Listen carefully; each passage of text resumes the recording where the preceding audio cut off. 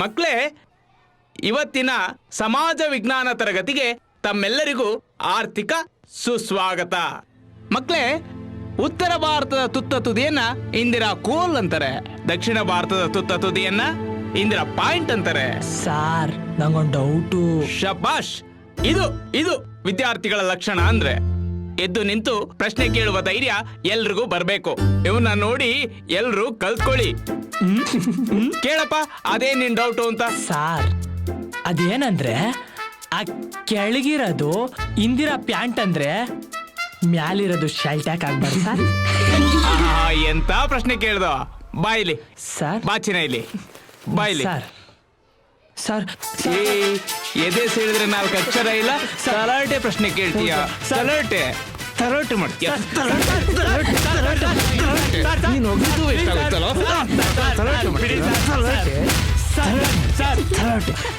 ಇನ್ನೊಂದ್ಸರಿ ಡೌಟ್ ಅಂದ್ರೆ